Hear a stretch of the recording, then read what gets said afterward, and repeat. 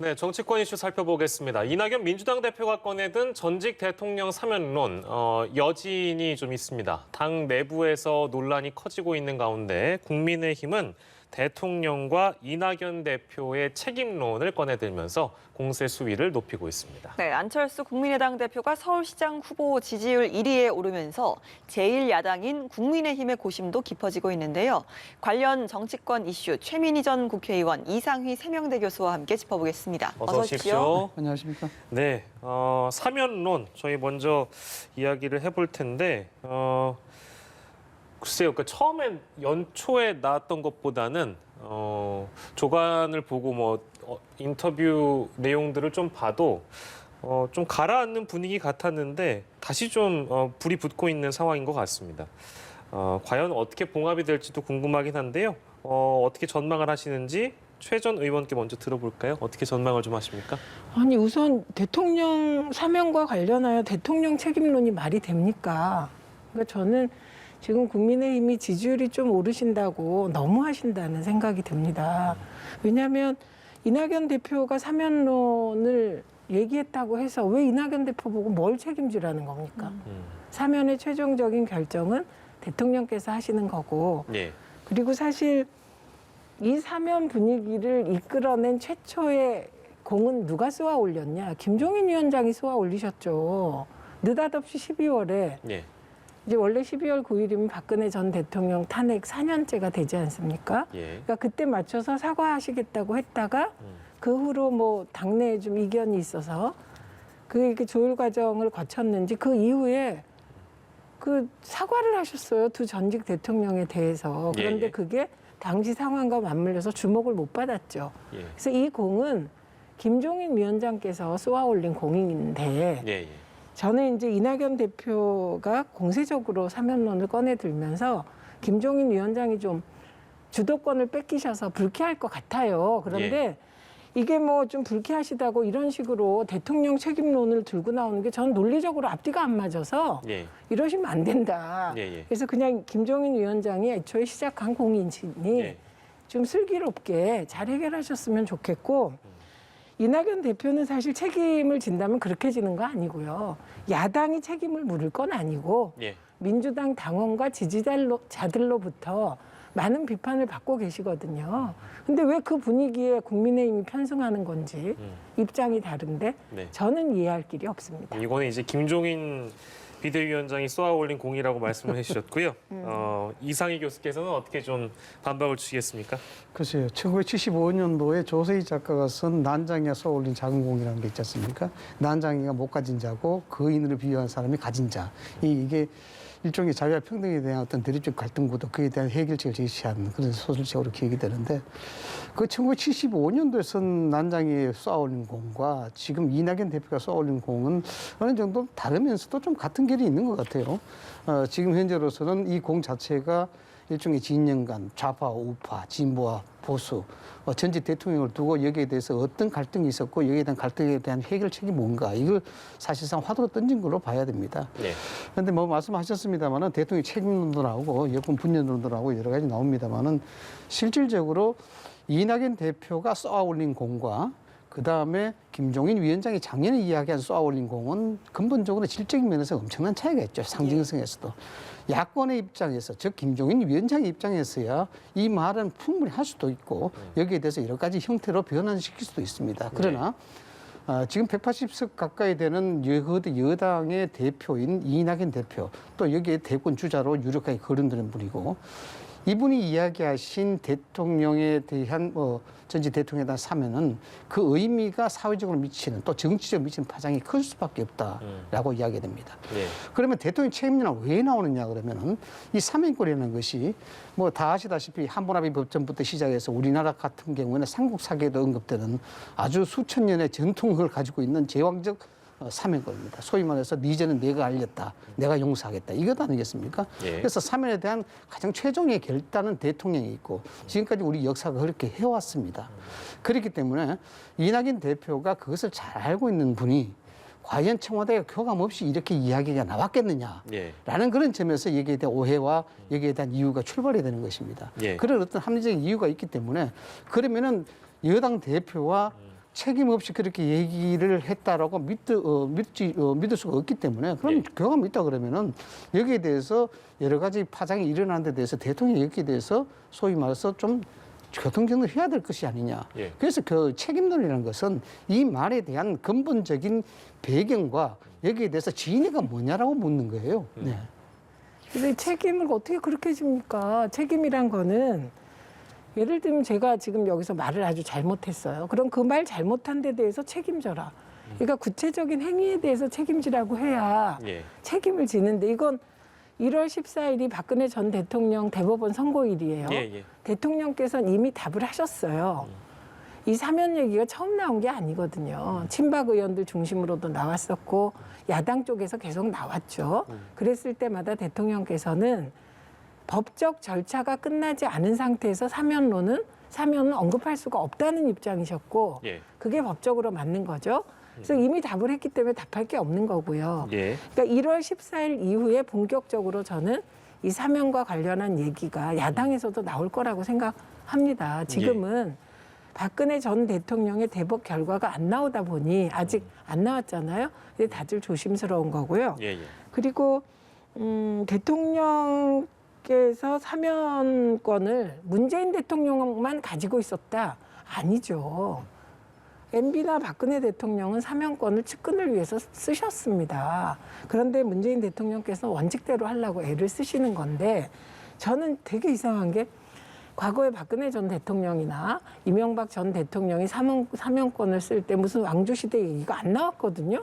갑자기 왜 지금은 왕조시대까지 이렇게 다들 말씀하시는지 이거는 우리 교수님뿐만 아니라 그 얘기를 지금 하더라고요. 그래서 이런 태도는 옳지 않다. 사면권은 그냥 헌법이 정한 거고 법률이 정한 것이다. 그 사면이 적절하냐 아니냐는 대통령께서 행위를 한 다음에 평가하는 거고 예, 예. 또 이낙연 대표가 충정으로 얘기할 수 있죠. 그러면 얘기를 했을 때 책임, 정치적 책임입니다. 그건 네. 지게 되죠. 그리고 지금 사실 좀 곤혹스러운 입장이 되셨어요. 그런데 진짜 요즘 보면 정치가 비정한 게 당내 지지자들로부터 비판을 받고 있으면 이낙연 대표가 과거의 당대표들은 이럴 때는 뭐 침묵해 주거나 그랬는데 지금은 이낙연 대표 같이 온화한 분에 대해서도 예. 그냥 건수 잡아가지고 이번에 그냥 어떻게 해버리죠. 이런 심리가 있다면 없기를 바라는데 예, 예. 아 그런 건 좀 새해엔 안 하면 안 되겠습니까? 예. 뭐 이제 두 분 의견이 많이 다르긴 한데 그럼 이게 아까 사실은 이상희 교수께서 잠깐 언급을 해주신 부분이라서 대통령과의 교감 없이 이제 그런 얘기가 나왔겠는가라는 측면에서 이제 야당에서는 대통령도 함께 책임을 져야 된다. 이제 이런 말씀을 하시는 것 같아요. 사전 교감이 없었다고 보십니까, 최 의원님? 저는 보고 이런 거 안 해요. 저는 추측 잘 안 합니다. 다만 이낙연 대표가 교감 없었다라고 말씀하셨어요. 예. 액면 그대로 믿어야 된다. 그럼 어떡합니까? 그러니까 이런 거죠. 지금 상황 진짜 이상한 게 오히려 사면을 간절히 바라는 건 야당이죠. 예, 예, 예. 사실 두 전직 대통령이 민주당 출신입니까? 국민의힘 출신이시잖아요. 그리고 이게 다른 나라에서 보면 좀 이상하기도 해요. 대한민국처럼 코로나 방역도 가장 선진적으로 해결하는데 두 전직 대통령이 한 분은 최순실이라는 정체불명의 강남 아줌마하고 권력을 쉐어해서 다른 한 분은 경제 부패 사범으로 감옥에 들어 있잖아요. 그러면 이게 이상하죠. 그리고 다른 외국 사람들하고 얘기할 때 좀 부끄럽기도 합니다. 그러니까 이 상황이 국민 모두가 좋으시진 않아요. 근데 야당이 더 바라는 거잖아요, 사실은. 그런데 이 상황에서 이걸 자꾸 대통령께서 이럴 것이다 저럴 것이다라고 추측하면서까지 예. 이렇게 하시는 건 저는 좀 이상하고요. 그리고 제가 아는 우리들이 아는 예, 예, 문재인 대통령 스타일이 예. 이낙연 대표께 그리고 이랬다는 거 아닙니까? 사전 교감이라는 거 예, 예. 구체적으로 얘기해 보면 예. 이낙연 대표 두 번 만나셨을 때 예, 예. 이낙연 대표와 그래 사면하자 그래 그럼 그렇게 하면 좋겠어요. 그러면 미리 이렇게 한말 저는 이런 건 상상이 안 돼요.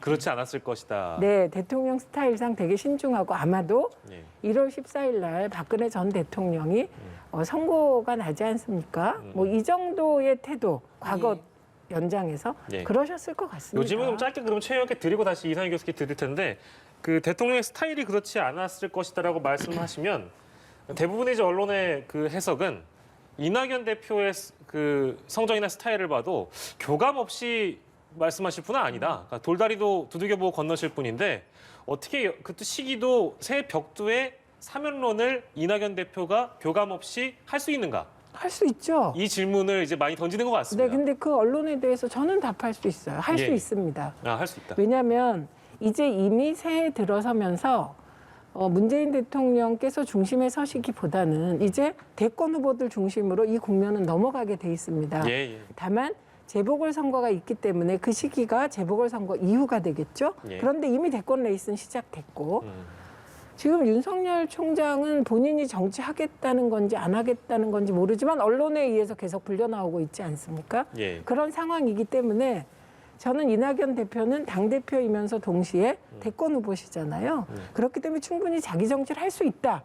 그리고 자기 정치하는 거 비난해서도 안 된다. 예. 다만 그 자기 정치가 얼마나 국민적 공감을 얻어내느냐인데 지금 나오고 있는 주 반응은 사실 민주당 내에서 어려우시잖아요. 예. 그렇기 때문에 이 상태는 그냥 이 상태대로 이낙연 대표가 책임지고 감당하고 가셔야 될 몫이라고 생각을 합니다. 그런데 예.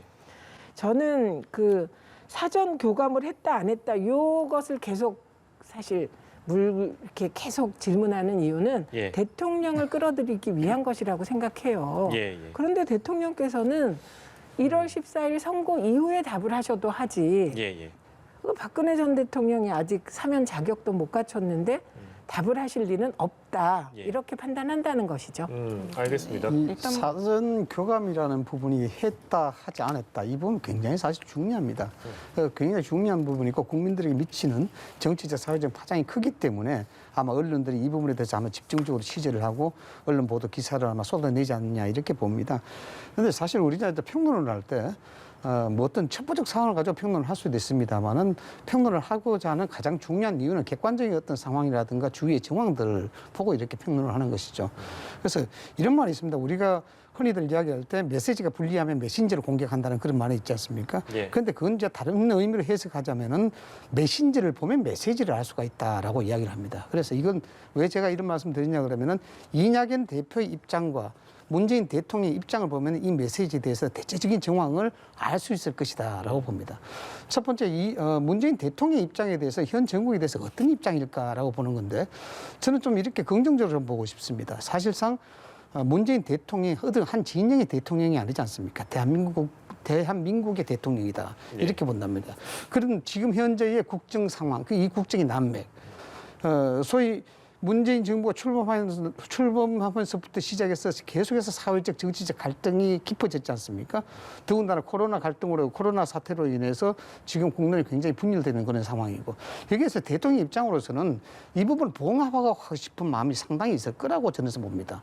더군다나 임기가 얼마 남지 않는 상태에서 국론 갈등이 이렇게 심하게 계속해서 심화된다라고 본다 그러면은 대통령 입장으로서는 굉장히 좀 힘들어질 수도 있다라고 볼 수 있는 것이죠. 그렇게 평가가 될 수도 있고 예. 이런 부분에서 대통령 고민이 있다고 봐야 되는 것이고 예. 그다음 이낙연 대표의 입장으로서는 가장 현실적이죠. 왜냐 그러면 3월 9일까지가 아마 당대표 임기가 이제 끝나고 예. 대권 준비를 해야 되는 입장이고 여기에 따라서 대권 지지도가 계속해서 하락 추이를 계속해서 이어져 가고 있는 상황이고 여기에 중도 진영의 확산세가 절실하게 필요되는 그런 상황입니다. 이 두 사람의 메시지의 입장이 일타는 겁니다. 예. 그렇다 그러고 보면은 여기에 대해서 3일이라는 것은 절대적인 대통령의 권한인데 우리가 흔히들 보면은 일종의 인사청문회를 할 때도 언론을 통해서 이 사람에 대해서 대체적인 평가를 못하셨습니까? 예. 대통령이 만약에 사면에 대한 뜻이 있다고 본다 그러면은 여기에 대해서 여론에 대해서 어떤 방향으로 흐를지 이 부분을 충분히 아마 두들겨 보고 건네지 않느냐라고 볼 수가 있습니다. 그런데 이낙연 대표가 이 사면론을 띄웠단 말이죠.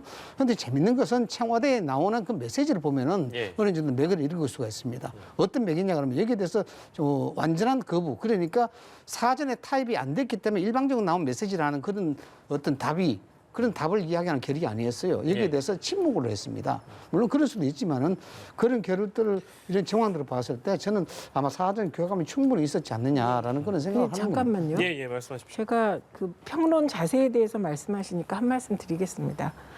저는 평론을 할 때는 객관적 사실에 근거하는 게 가장 중요하다고 생각을 해요. 그리고 추측은 추측이다.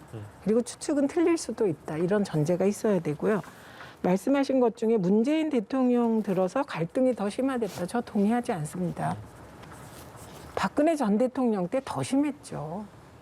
저는 정체불명의 최순실이라는 강남 아줌마가 등장했을 때 이거는 여야의 대립도 아니고 그 당시 여당 내 국회의원들도 많은데 최순실이야?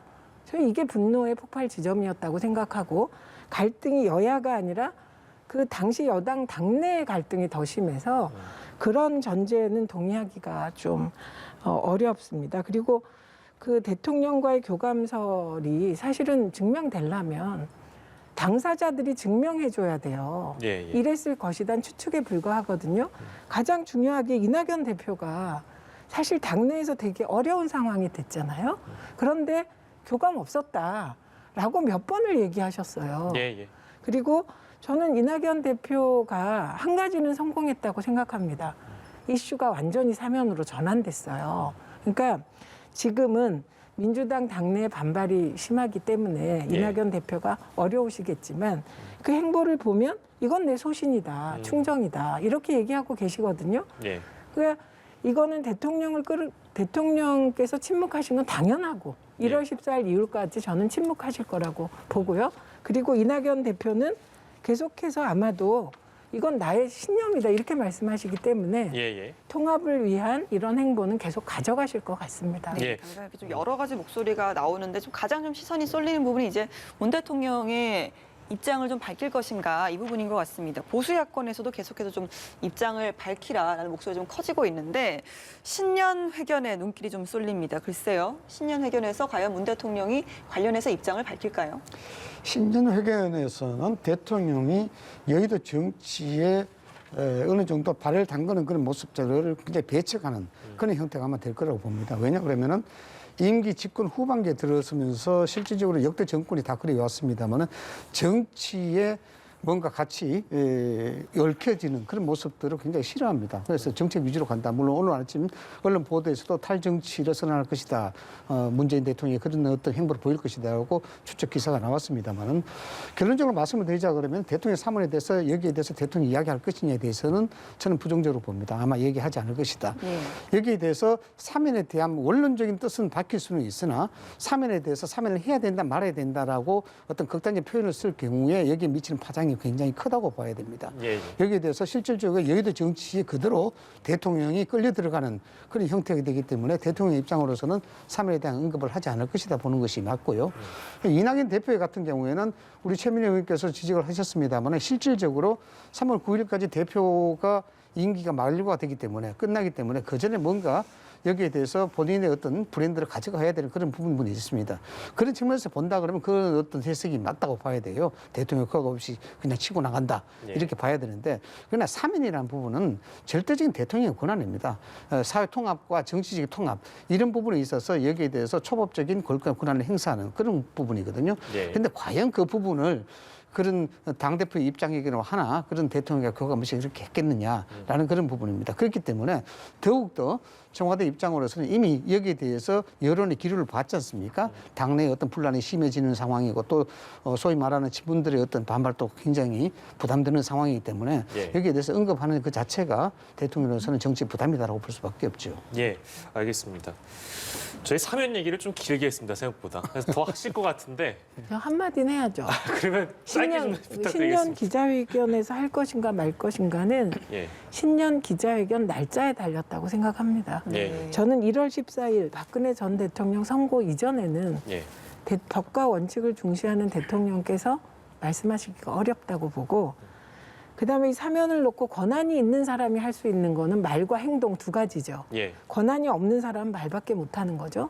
그러니까 김종인 위원장이나 이낙연 대표는 말로 입장을 표명하시는 거고 예. 대통령께서는 말과 행동을 둘 다 하실 수 있기 때문에 좀 더 신중하시지 않겠습니까? 예, 예, 알겠습니다.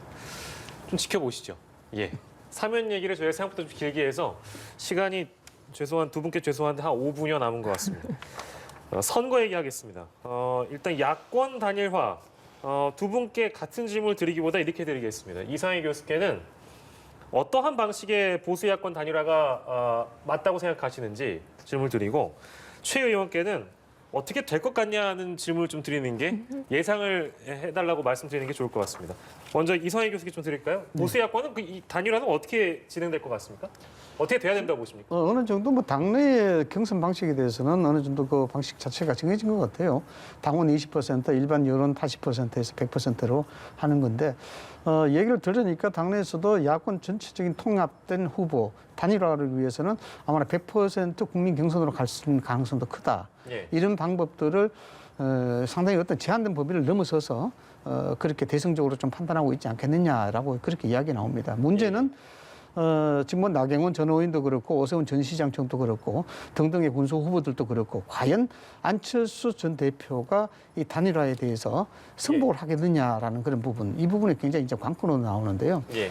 방식에 대한 부분들은 이 부분에 대해서 아젠다 자체가 아주 크게 형성이 되어 있습니다. 왜냐 그러면은 소위 말해서 일종의 그 여권에 대한 정권 재창출 그리고 여권에 대한 심판, 이 정권 심판으로 가는 아젠다가 확실하게 정해져 있기 때문에 여기에 있어서는 야권들이 어떤 경우더라도 뭔가 모르게 대승적 차원에서 전환을 해야 된다, 정치 태도를 달리해야 된다, 이런 부분이 있습니다. 네. 그렇기 때문에 안철수 전 대표 같은 경우에도 만약에 이게 단일화가 자기 자신에게 불리한 어떤 정치 형태가 된다 하더라도 예. 예전처럼 소위 말해서 단일화에 대해서 동조하지 않는다든가 여기에 거부한다든가 이런 모습을 보이기는 쉽지 않다라는 것이고, 경선 방식은 국민의힘도 마찬가지고 안철수 전 대표도 마찬가지고 아마 국민 경선 100%로 가는 방향이 서로 합리적인 방향이 아니겠느냐 이렇게 보는 것 같습니다. 국민 경선 100% 룰로 나아갈 것이라고 그렇게 돼야 된다고 말씀 주셨고, 최 의원께서는 그렇게 보십니까? 어떻습니까? 저희는 뭐 안 해본 게 없죠. 민주당 쪽은 원래 뭐 사실 분열은 민주당이 하고 통합도 하고 뭐 여러 예. 경험이 있어서 예. 그 나올 수 있는 논의가 뭔지는 다 경우의 수는 아마 민주당 쪽은 잘 알고 있을 것 같아요. 근데 이제 중요한 건 단일화의 조건이에요. 경선 조건이 아니에요. 단일화의 가장 중요한 조건은 단일화했을 때 반드시 이긴다예요. 그러니까 지금의 여론조사 결과로는 예. 사실 안철수 대표의 행보를 읽기는 쉽지 않아요. 제가 요거 관련하여 몇 분 2012년 민주당에서 안철수 후보와 문재인 후보의 단일화를 추진했던 분께 예. 좀 취재를 해봤더니 예. 예. 국민의힘도 한번 당해봐라. 단일화 과정이 어떤 말 못할 과정들이 있는지 이번에 알게 될 것이다라고 얘기하더군요. 예. 그런데 그 말 또한 조건이 이런 거예요. 예. 안철수 대표 지지율이 50%가 넘어가 버린다. 예. 이건 단일화가 될 거라고 봐요. 저는. 그런데 50% 넘기가 쉬울까요? 쉽지 않겠죠. 예. 그리고 45%에서 50% 사이다. 이때 고민이 가장 심해지지 않을까 합니다. 그래서 예. 지금은 지금 나오는 여론조사가 선거 끝까지 간다면 예. 그건 대한민국 정치가 아니죠. 대한민국 정치의 한 달은 다른 나라 정치의 1년과 맞먹는 역동적인 판이기 때문에 예. 지금으로서는 단일화의 조건이 충족되기 어렵지 않을까에 저는 한 표입니다. 예. 지금으로서는. 예. 아, 경선 룰에 대해서는 그럼 어떻게 될 것 같은지. 경선 룰은 뭘로 하든 짧게 좀. 상관없습니다. 아니 그래도 예상을 해주시면 좋을 것 그거는 같은데. 제가 할 게 아니고 예, 아니 선택하시고. 말씀 들었는데요. 국민 경선 100%룰이라고 이제 얘기를 해주셔서 개인적으로 어떻게 예상하시는지 그것만 짧게 듣겠습니다. 국민 경선 100%를 하려고는 하겠죠. 예. 그러나 아마도 7대3 정도로 바뀌지 않겠어요? 아, 7대3으로. 네. 알겠습니다. 두 분 말씀 여기서 정리하도록 하겠습니다. 아, 주제를 많이 못 다뤘네요. 아쉽습니다. 다음에 다시 모셔가지고 좀 더 자세히 다루겠습니다. 최민희 전 국회의원, 이상희 세명대 교수와 정치권 이슈 다뤄봤습니다. 두 분 고맙습니다.